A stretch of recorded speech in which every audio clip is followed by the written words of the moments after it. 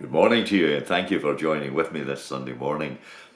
I want to talk to you this morning about sermons. Once upon a time with the congregation, the big issue was the length, and that was determined on the basis of whether you were a 1 minute imperial or a 2 minute imperial preacher. That was due to the habit of the congregation popping one into their mouth when the sermon began, and if they finished that sweet before you were finished, they had to pop another one in.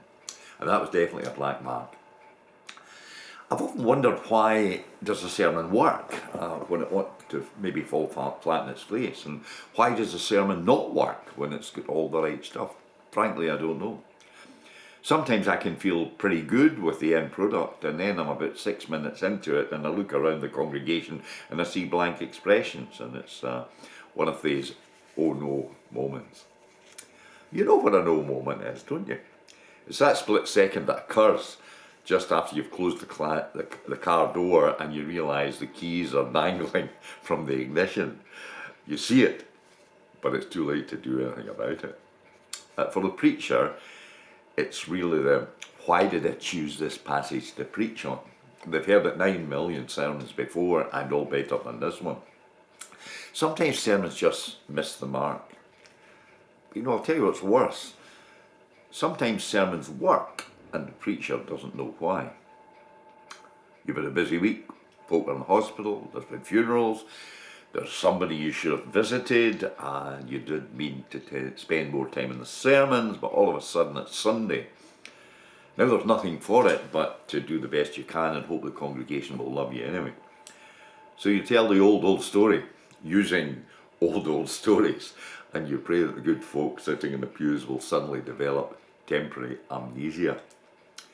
You stagger to the end of the sermon, praying for the last hymn to rescue from the embarrassment, and then the service is over, and you're standing at the door, and all you want to say is, well, everybody has an off day, but I'll do better next week.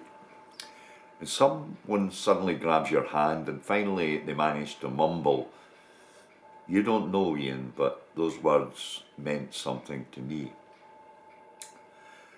You know, sometimes I envy actors. An actor can get up on stage night after night, do the same play over and over again, but preaching doesn't work that way. No one has ever come to me and said, "Ian, that was a great sermon, why don't you preach it again next week?" The words are spoken, they float out, they echo, they fade, just words, just mystery. And the more I understand how it works, frankly, the less I know why it works. If I were to ask you what is the best sermon ever preached, I wonder what your answer would be. Oh, here's my nomination. It's the Good Samaritan. In a few minutes, in one short story, Jesus gets his message over to us. We're in no doubt at all as to what we should do and how we should do it.